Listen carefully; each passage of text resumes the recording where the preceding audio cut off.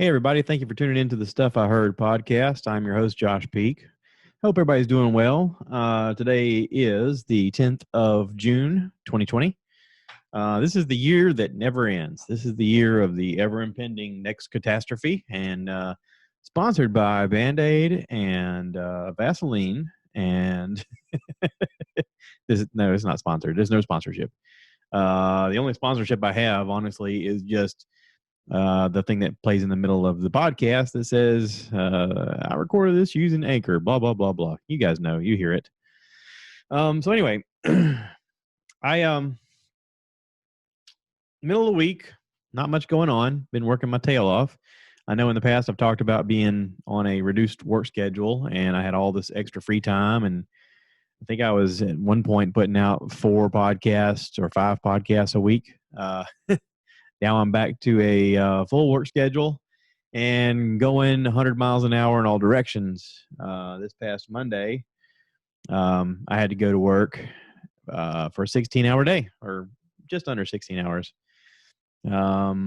We have suddenly gotten so busy that we don't have enough people.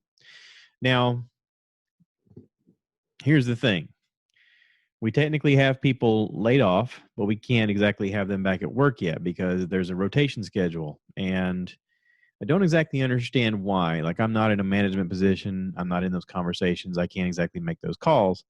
But I've heard people say, not necessarily our people, but I've heard people say that in order to get the stimulus money from the government, that certain companies were given incentives to keep people working. And part of that incentive was, if you have to furlough people, try to do a reduced, rate and try and do a rotation. That way everybody gets to experience the same benefits and penalties that everybody else is. Our company was very creative. Our company, which I try not to talk about our company. I don't mention the name of the company, but I'm sure if you guys know me, you know who I work for. But our company was pretty creative. They at least had some jobs that weren't necessarily what they normally do. And they were like, hey, listen, we need people to do this, whether it was cleaning or whether it was painting or whether it was whatever, you name it. We would come up with creative solutions. We actually partnershiped with another local place and we had some people go over there and help them out. And it was just an opportunity to help everybody keep working as much as possible because we knew that as soon as this thing turns around, we're going to need them. And so, it's a challenge. I don't know how everybody decided what to do. I don't know whose decision it was. I'm not envious of their position because it was a very difficult decision to make in a lot of different ways. And I can't imagine the stress level. It's very easy to only look at yourself and your problems in your own little sandbox and go, woe is me. Look at all the things that I have to deal with. But I think at times it's important to look at other people and say, wow, you're really dealing with a lot. And thank you for doing as much as you can. I know it's a big pain in the neck and man, I don't know if I could do what you do. I mean, you sort of want to give credit where credit is due. And even though you don't always agree with the process. So part of the process is something I don't agree with. We are supposed to have enough time to sleep at night so that we are safe to do our job the next day without falling asleep doing the job. And getting a phone call just, we'll say 5 hours before I'm supposed to get up and go do the job that's going to take me a scheduled 15 plus hour day is not enough time to get sleep. Now, I got to look at that from 2 different directions. Okay. I got to look at it from the standpoint of the job still needs to be done. Somebody's got to do it. And in a weird way, I'm the perfect person to do it because I'm adaptable. I'm a trainer position. So I'm comfortable with everybody's job and I know how to do their job well enough to do their job kind of at a moment's notice. I don't get paid the same as them. So to do their job is in a way a penalty to me financially, unless it takes a long time, which is weird because it's like the harder and longer you work, it actually works out in your benefit. So I don't know if that really makes any sense to anybody who doesn't know what I do. But I knew it was a long day going into it. Now, again, the hard part was once I got the phone call, I had to immediately shut everything off and try to go to sleep, which was impossible because I was previously told that I was going to go in 3 hours later. So it's hard to get your brain to go and sleep, and close your eyes and just immediately go to sleep. I don't know anybody that can do that. If you can, that's a superpower and you are very special. And I hope that you covet what you can do because it's amazing. I couldn't do that. So it took me a while to go to sleep.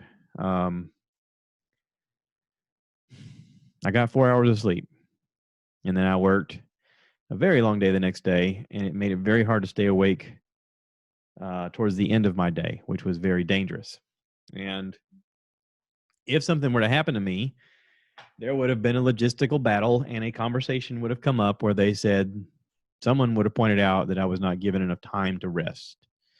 And that's what I'm worried about. And I don't exactly understand how to have that conversation and even have anything change because it was necessary. See, that's the weird part. Is when things are necessary, you're supposed to just step up and do the right thing. And not everybody's like that. And I'm aware of that. I mean, there's a lot of people out there that would just go, nah, not my job. I'm not doing it. Forget it. And we live in this weird culture now of human resources dictating what you cannot do because ultimately everybody's trying to be safe so that nobody gets hurt. And I understand all that, but I also come from the old school mentality of do whatever you have to do because it has to be done. And again, I even said, I'm the perfect person to get this done. I agree. I'm the right fit. I didn't agree with the situation, but again, I'm the right fit. So I did it. Now, what that means moving forward is because it all worked out, because nobody got hurt, and because the job got done, there's more of a chance of that coming up in the future, which in a way makes me a bit resentful. And I shouldn't be. But it is one of those things where I feel at times taken advantage of. Now, nobody who cares listens to this. So, whatever. It is what it is. I just feel like I need to vent. You guys are my venting soundboard, so you get to hear this part of it. I know if my wife's listening right now, she's like, yeah, we know. And thank God she is as strong and amazing as she is because she's learned over the years to just kind of roll the punches and, okay, this is what we're doing now. All right. I mean, she knows, like me, I don't agree with it, but I'm going to do it because it's what's asked of me. Maybe that's from being in the Marine Corps. Maybe that's from having a mom who is very goal-oriented, very pushed in her own regard to overcome obstacles, no matter how big they are. I don't know. Maybe it's a little bit of both. Maybe it's nurture and nature. But anywho, so we did it. Got it done. Yay. Moving forward. All we can do in moving forward is hope that everybody gets back to work, hope that we can hire enough people now that we've gotten extremely busy. The summertime is here in full swing, and we are very, very, very, very, very busy. Now, with that being said, we can be way more busier just as soon as all this social distancing thing stops because people are chomping at the bit to go back to a normal life. And we are still not doing what we could be doing if everything was back into full swing. Speaking of back into full swing, we have a vacation planned for Disney later on this year. And right now, Disney is not allowing guests in the park unless they're wearing a mask, and they're only allowing a certain number of guests. And even if you have a park pass, you may not be guaranteed to get in the park because they have a number that they're allowing people to come in. You have to be staying on a property in order to get in. I guess as a first priority kind of deal. They're not allowing park hoppers, so you can't go from one park to the other. Even if you've already paid for it, you're not allowed to do it. There's a lot of restrictions right now that are going to make it difficult to justify the money that we are planning on spending going on this trip. So my wife and I are seriously debating canceling the trip. And I've been watching a lot of YouTube videos where people are discussing about what they're going through and what their challenges are and what they're trying to do. Now, if you're Disney, I can understand you're trying to keep people safe, and the last thing you want is people to go, there's an outbreak at Disney, and suddenly everybody's avoiding your place because it's an outbreak. all you can do really is try to be responsible. That's what they're doing. When they put people on rides, they're trying to put people on like every other row kind of deal. I've heard they've canceled parades and they've canceled fireworks. A lot of their restaurants are not open. It's really weird. It's I follow the Tim Tracker on YouTube, and he went to Universal this past week. He just posted a video we watched last night where like there was very few people in the park. A lot of people wore masks. Um, it was a little creepy. I mean, I don't know. It's weird. It makes me wonder what people are going to do for vacation. Now, I said this when I had the conversation with Jan. He and I were talking about what do you think is going to happen when all this turns around. You guys can go back and listen to that episode. Jan Vondraska came and visited. We did a podcast a while back. I don't exactly remember the number, but I was like, well, I honestly think that once things get back into motion, people are going to want to go and stay somewhere domestic, somewhere that has scenery, somewhere like, I don't know, Myrtle Beach, Charleston, Savannah, Florida, the mountains, you name it, Grand Canyon, Niagara Falls, places where you can go and go, ooh, look, but you can be still social distance and have a good time. See, the beach to me is a perfect example of how you can still be a good 6 feet away from everybody and still have a good time. And you're getting vitamin D from the sun because you're out in the sun.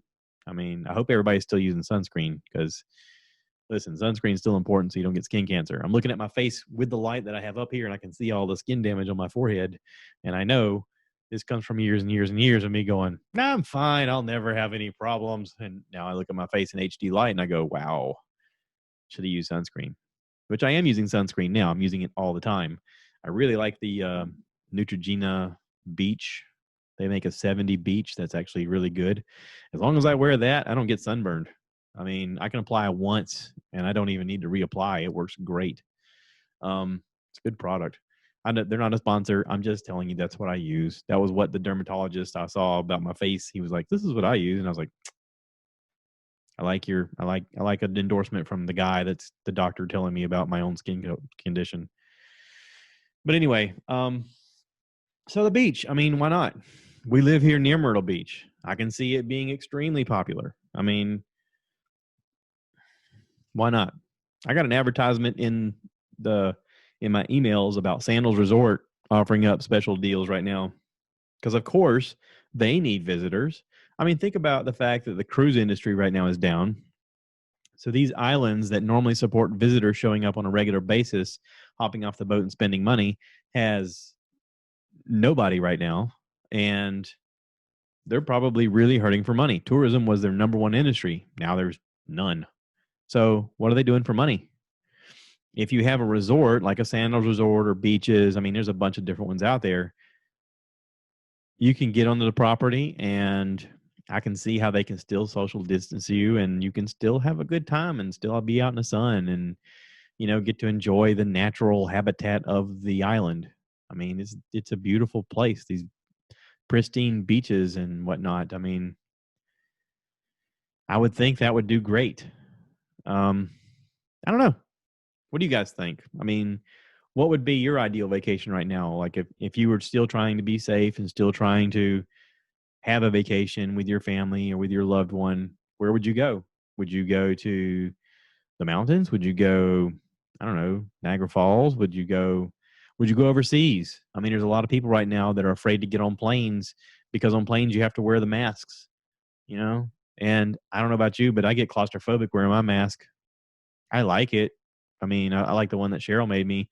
It's got my little Stuff I Heard logo on the cheek here, but I also can't breathe through it very well.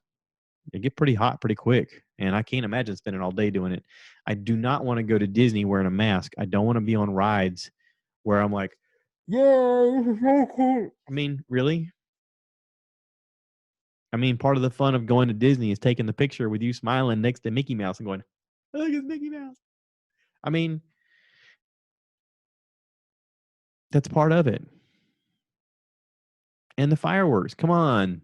My wife loves the fireworks, even though I hate sitting on the ground for 3 hours waiting for them to show up because she's only 4'11" and she wants to save a spot where she can see. I love the fireworks.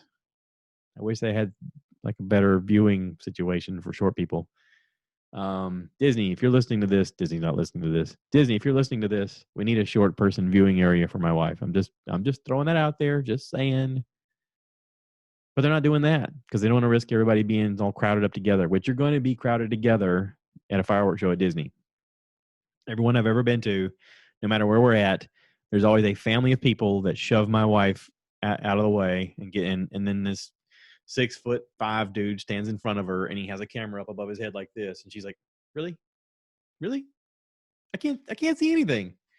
No matter where we are, no matter how close we get to anything, whether we're next to a dumpster or a fence, there's always somebody trying to push her out of the way, and I always have to be a big jerk and shove people out of the way and kind of give somebody a little, "Hey, one of those." You know what I'm talking about. Yeah. So anyway, I don't know what we're going to do. I mean, I'm hopeful that if we wait to cancel, that as things progress, this herd immunity thing will take over and people will start lightening up their restrictions. I mean, I don't know. I don't know when that's going to happen. I don't know how it's going to happen, but I'm hopeful that it'll change. Not saying that it will, but I'm hopeful that it'll change. So anyway, there's been a lot of things happening in the news this week. I know you guys are probably sick of listening to me talk about George Floyd, but George Floyd was laid to rest this week. His brother got up and spoke yesterday. Very well said eulogy. Tearful moment. I got to listen to The Rock's speech to the president saying, "Where are you? Where are you?" The Rock apparently didn't have that planned. He just hit record and spoke from his heart, and you can tell because it was repeated a few times, the things he said, but it had an impact. And listen, The Rock is probably way more powerful and more influential than any politician right now. He definitely has more likes than any politician right now. People like Joe Rogan have more influence than our current leaders. Why doesn't The Rock and Joe Rogan team up together and like do some kind of public thing? I mean, it probably freaks Joe out to think that that he has that kind of influence.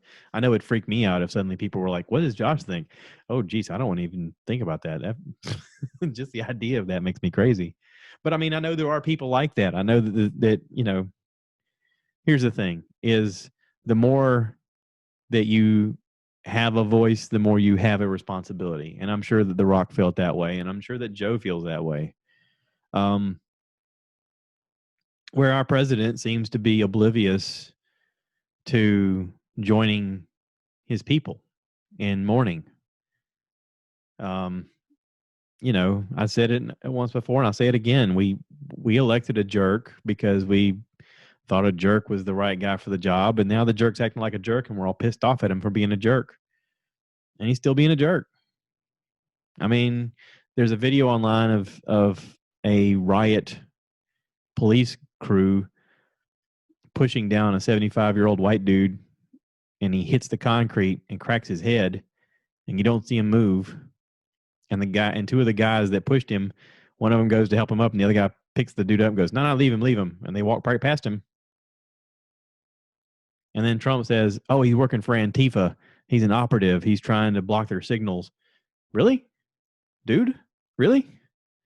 I mean, we got different news sources saying different things. We got CNN saying that there's tear gas being, tossed at crowds to clear them out. And then we got Fox News saying it's not tear gas, it's a smoke grenade so that they can't see that well. And I'm like, okay, both of you are lying at some point here, because there's a young girl that died just yesterday she had an asthma attack because of the tear gas, and she died.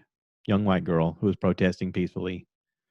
There's all kinds of photos and videos of people being beaten on the streets, protesting civilly in groups. But some police officer just gets upset and loses his temper and just starts wailing on them with something, or pulling their mask off and spraying them in the face with pepper spray. And I cannot believe that the president is in some type of echo chamber where he doesn't see any of this, or he's just blind to it, or people are afraid to show him. But at some point, you're the leader of this country and you should stand up and say something. You have a responsibility. I don't have near the amount of people listening to my dumbass, and I feel I have a responsibility to say something. But here's the thing. Here's what The Rock said. It's on us. And he's right. It's on us. It's on you. It's on me. When we see something like this happen, we have to step up. We have to say something. We have to get involved. We have to help stop this. And there's good cops out there. Listen, there's a lot of cops out there trying to do the right thing. There's a lot of cops that are doing the right job.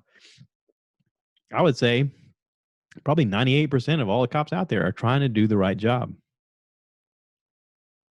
But you got a group of them that are just, there's something wrong with them. Breanna Taylor, her birthday came up. She died 3 months ago because police entered her apartment, cracked open the door in the middle of the night, 2:30 in the morning, and killed her because they thought that she was a drug dealer. They were looking for a drug dealer. She was an EMS worker. She was in bed. I just busted the door down, killed her. They're not being tried for murder. We're not even hearing about them. We heard about it from The Rock.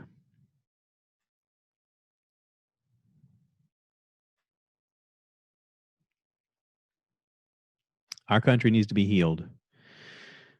And it's not going to be done by our president because he doesn't care.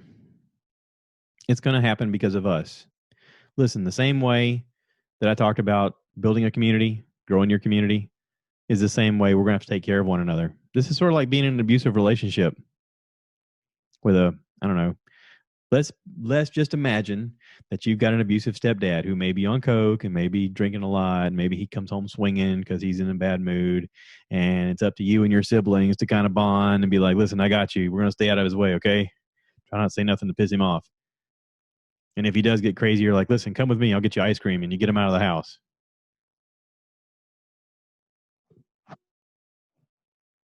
Until we can vote and change administration, this is what we got to do. And even when we change administration, they don't care about you either. It's up to us. Listen, Biden is not the right answer either. Biden's an idiot. He doesn't even know he's running.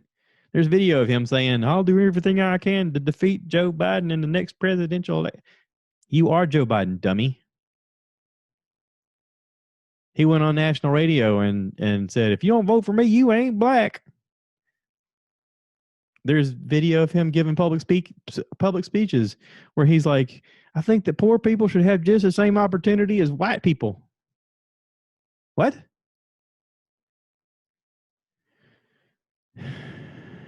Listen. Come on. Seriously. We have two horrible options for president right now. Two horrible options. Neither one of these people would I want leading me anywhere, let alone my country. So what are other options? Who else is running? If there's anybody else out there, speak up now. I mean, I've already said I want to write Tulsi Gabbard in, but she doesn't have a chance. Maybe The Rock has a chance. Could you see The Rock as the president?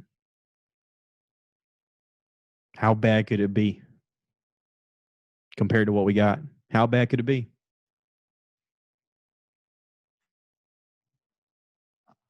He's definitely more likable. He definitely cares about people. You can see that in his 8-minute video that he put online. If you want to see where to find it, just go on YouTube or Instagram or anything and type The Rock speech and watch it.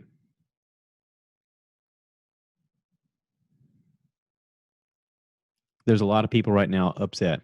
There's a lot of people talking about this, which is necessary for change. I watched Casey Neistat's latest video.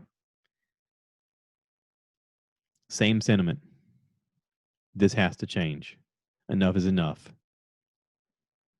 All these people did not have to die just because of the color of their skin. We supposedly live in the land of the free.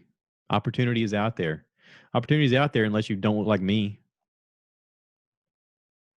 That's the sad part. What if that were you? What if you were the one who looked different? And because you look different, you're not allowed to do the same things that other people are. Luckily, I work for a company that don't care about that. I mean, that is the most redeeming part about the company I work for. If you're willing to work, hey, buddy, you can make some money. This is what you get paid. Everybody gets paid the same thing. The more you work, the more money you get paid. There's a lot of dudes I work with that don't look like me making six figures. There's a lot of those guys that say they can't go out at night because they get harassed by the police because they're driving a nice car. A lot of those guys making twice as much money as I am because they earn it. They earn every dime of it. And God bless them. All because they want to do better for their families. They want something better for their families.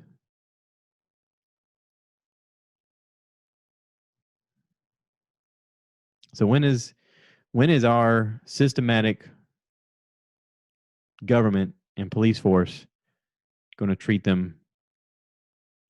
people of color as equals?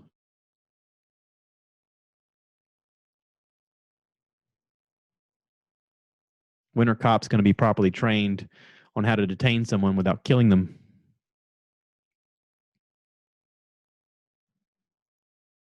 When are the 3 officers who killed Breanna Taylor going to be brought to justice?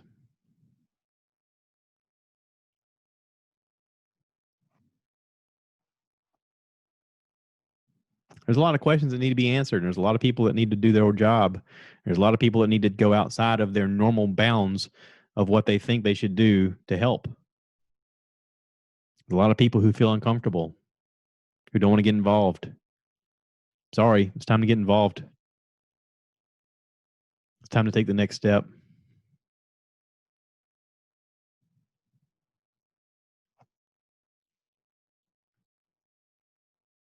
We deserve to change. We have the power to change. We have the technology to change. We have the technology to be more efficient than we've ever been in history. We have a global access to the world, and the world's responding. People all over the world have been protesting peacefully in honor of George Floyd.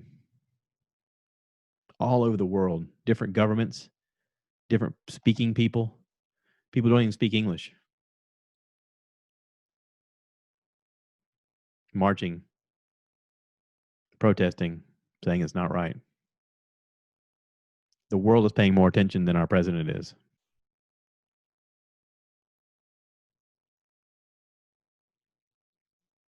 That's it. I'm going to wrap this up. I've talked enough. Go out there and help change your neighborhood, change your community. Get involved. Get involved with the election process. If somebody's running who you know is a dirtbag, call them out. Use social media. If somebody's doing a great job, someone who's running is doing the right thing, promote them. Promote the positive. Talk about them. Get them elected. Do everything you can. Nothing changes until it changes. So be part of the change. That's it. You guys take care of one another. And write your congressman, write your president, call the White House. Tell them what you think. I don't know if he'll listen, but keep trying. Y'all take care. This will turn around. We'll change the conversation and we'll get lighthearted again. I promise. But thank you to everybody who subscribes. If you like what you're listening to and you want to keep being part of the conversation or whatever, or if you want to be on this podcast, let me know. Rate, review, subscribe, share with your friends. And as always, Coon Cow. I want you guys to give me more likes. Give me more likes.